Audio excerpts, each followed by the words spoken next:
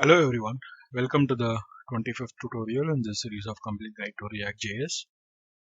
So in the last tutorial we have seen like how to render a list using an array, and in this tutorial we are going to see how to render a list on a JSON.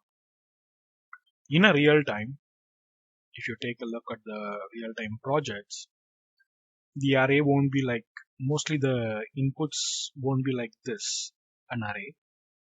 Rather than the inputs would be a JSON. And if it is coming from a external web service, then also it would be a JSON. So rather than looking into an array, we will see in this tutorial how to render a list in using JSON. So in this, I'm going to use the same file, and I'm going to change the name of the array into a student JSON like this. And to someone who is not aware of what is a JSON, it is very simple. JSON is an object and it would look like this. So JSON is an object. It would have name, ID and their corresponding parameters. Over here, name is a ID and its value is Satish. ID is an ID. Like, you can just take it as key value pair. So what do you mean by key value pair is, over here name is considered as a key, Satish is considered as a value. Over here ID is considered like that. And this would form an array, and inside that you can have this would form an object, and inside that you can have a multiple number of objects, and that would form an array of objects. So take that in mind. So if you are not aware of like what is JSON, I would recommend you to surf in internet and find it out like what is JSON before getting into this tutorial. So it would just hardly take 2 to 3 minutes. That's it. So I have modified that to the student JSON, and over here, instead of just writing the student, welcoming the student alone, I'm going to try something different. So let it be a student list itself. I'm trying to change the name, but let it be like this itself. And over here, instead of an array, I have a JSON over here, and I'm going to use that JSON. And inside this particular variable, or the value of it, can be anything. Over here I kept it as student itself.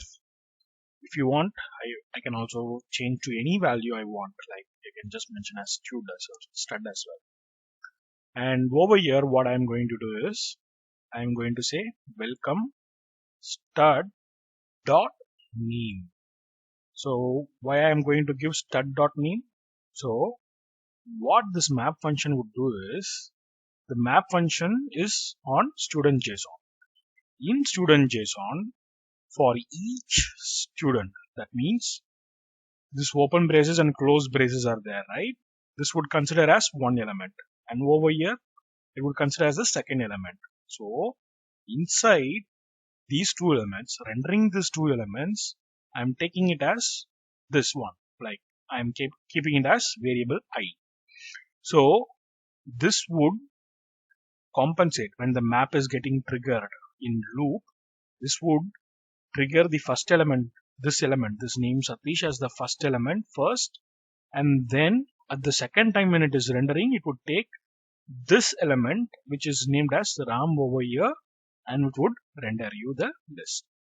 So I'm going to write welcome student, your ID is again stud dot ID. Make sure that this particular name, like stud dot this particular ID is there, right? ID name is same like this. If you do it different, nothing would happen. It would just give you an empty tag. That's it. And you have a skill in, and that skill could be stud dot skill again. So I'm going to mention stud dot, and this you have to be in line with whatever the name that you have given. No uppercase and lowercase, whatever you have given, what is present in the object, you have to render it again. I'm just going to paste. So use copy paste. That is the best thing that a programmer should do. And saving this, I'm just going to take a look at the browser. Over here it is. It says, welcome Satish. Your ID is 123 and you have skill in JavaScript. Okay, perfect. So this is what we are trying to bring. So we rendered a JSON and we bought a list and we rendered a list, and it is showing in the browser. So in real time, it is not the best way of having a rendering things inside a functional component itself.